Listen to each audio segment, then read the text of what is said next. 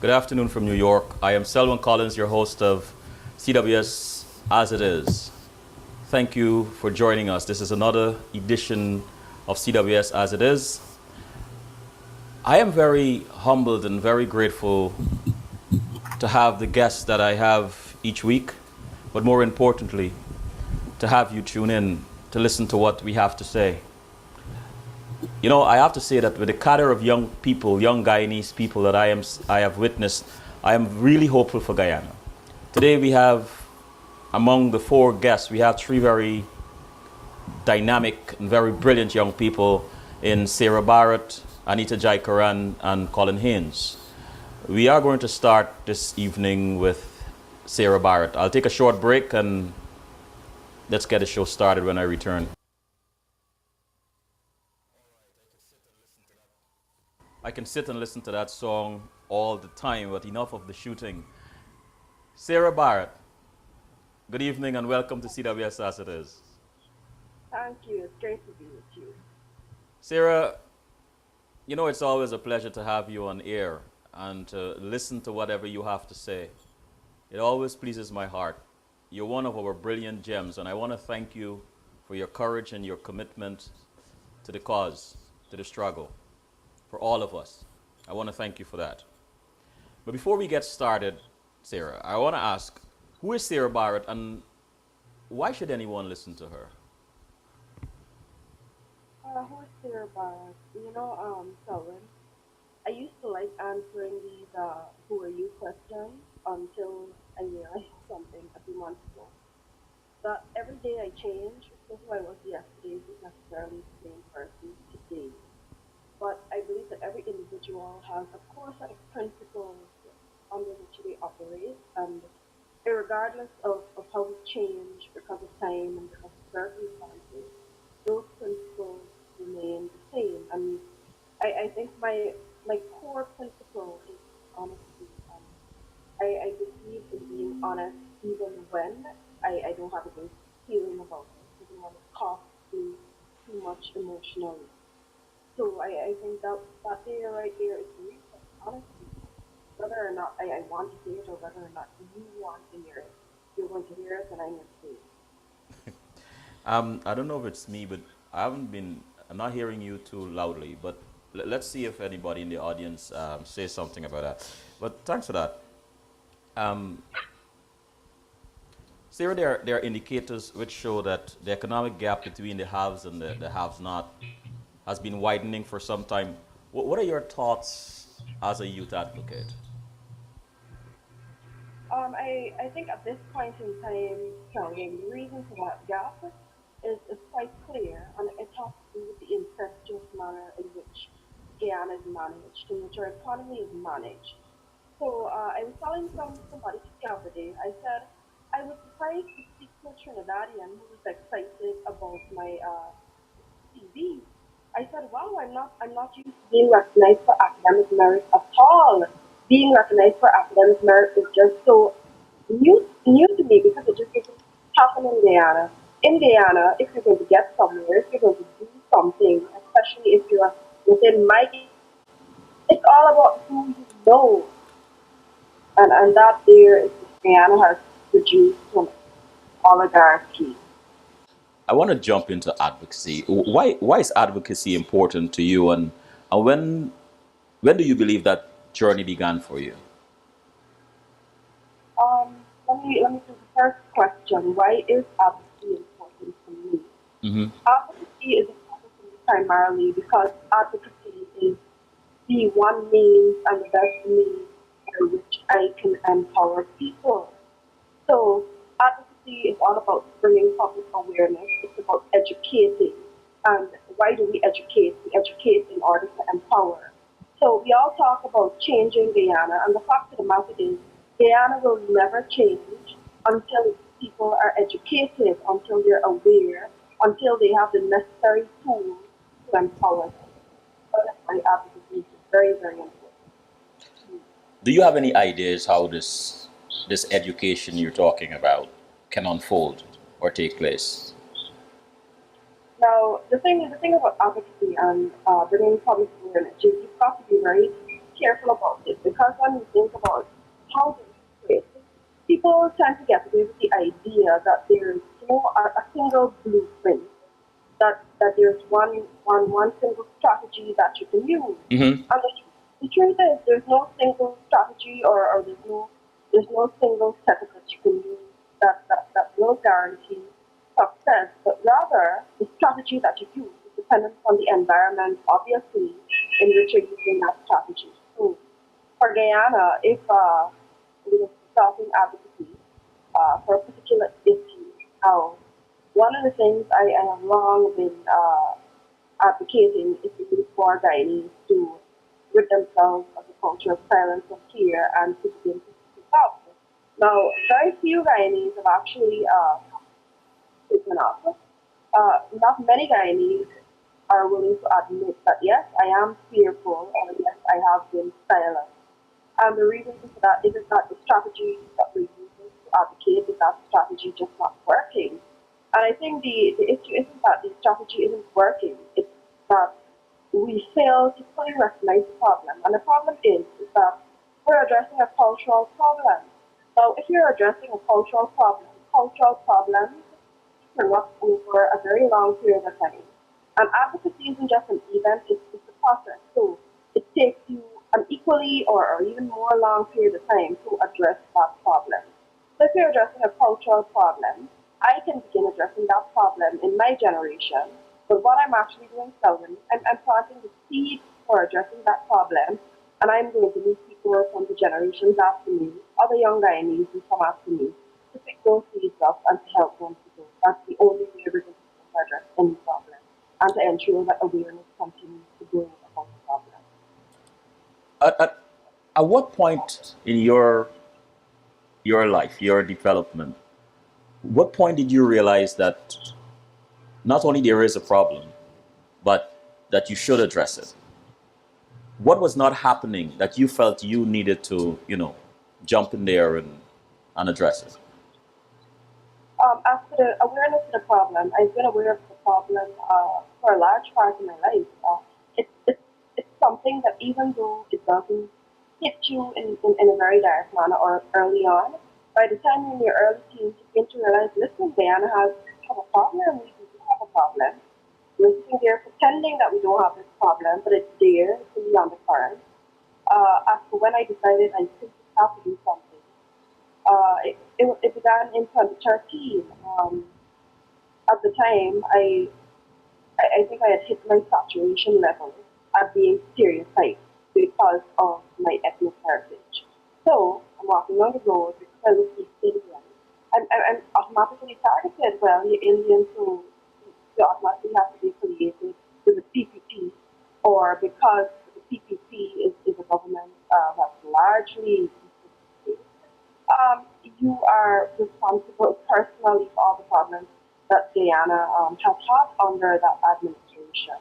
And that is when I realized that, listen, it's about time that I made a point of saying that my identity is quite separate from all of this politics, and that what makes me Guyanese is not a political party. It's not a political party, and it's not ethnic heritage. When you first started that, and you spoke among your fellow young people, what was the reaction like? People were surprised.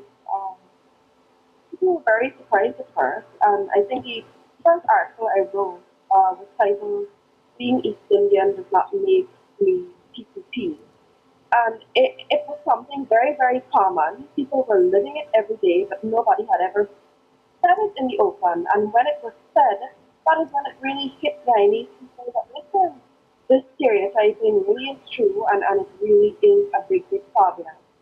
And I think people for the first time began to openly acknowledge that this is a problem.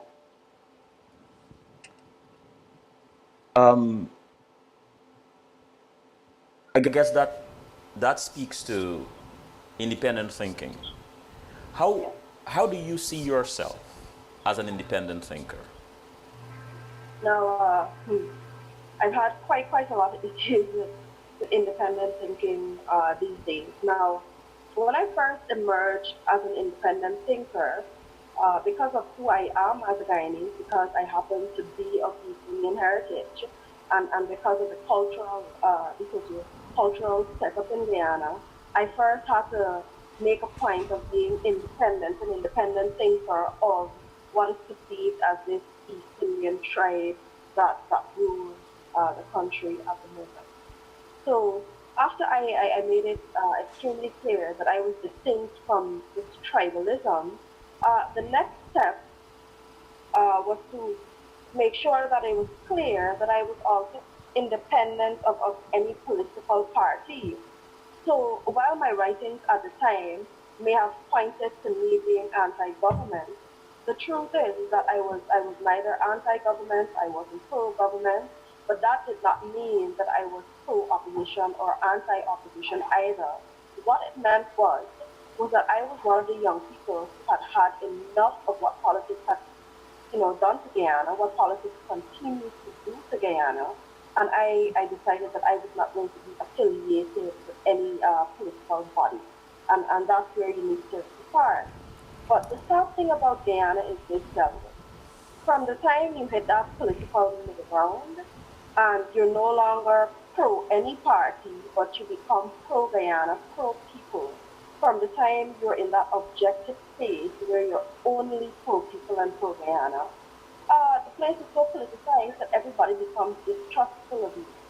So I am now in a position where uh, the, the ruling party has labeled me anti-government, and where I have been labeled by opposition supporters as being a silent government supporter, simply because I have not come out during this election period and endorsed the opposition. So Sir, that is sir, the situation in Guyana. when you're among your peers, young people, and the reason I'm asking this question because there seems to be there is a fascination among us in the diaspora about young people. There's this belief, and history has proven it, that any change, any transformation in any society, it is the young people who have to do this. So we are curious to know, what are your thoughts? When you're among the young people and you're hearing them chorus about, they chant and talk about change and talk about their needs and their fears and their doubts, what is the chorus that we perhaps are not hearing that you hear? And not because we are not listening, but because you are in tune with the frequency in which the young people speak. What is it you hear? Well, there are several things to hear. So there's, of course, the one thing that all young Guyanese at this point have in common is that we've all recognized that the country has hit major developmental blocks because of our political culture. So we've all recognized that there is a need for change and that change is necessary.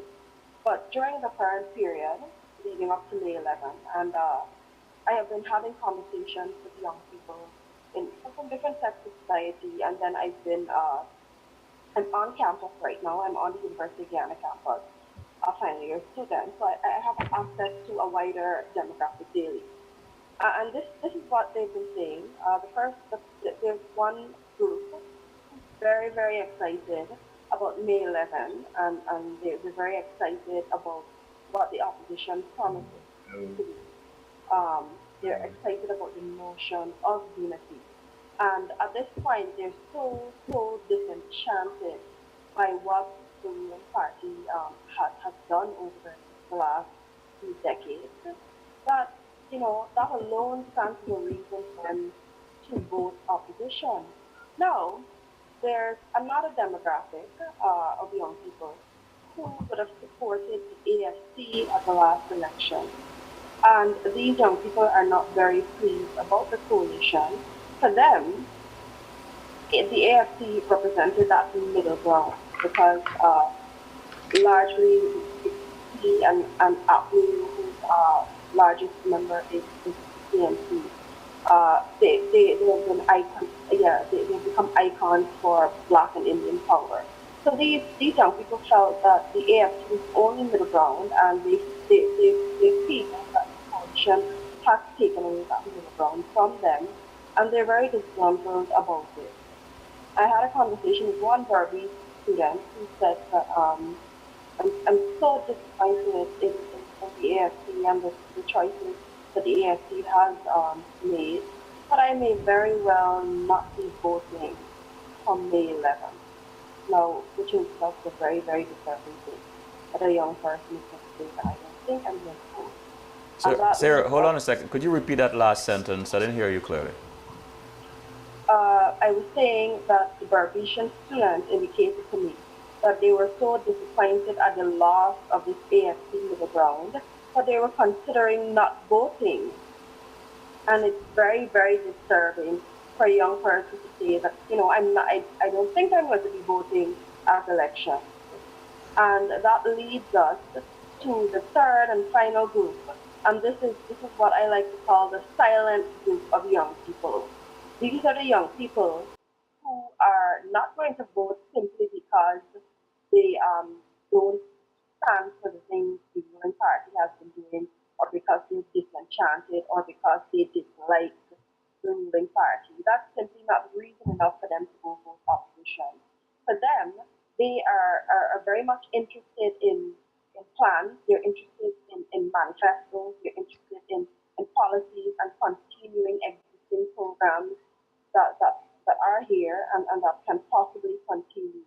And they want something very concrete to convince them to vote.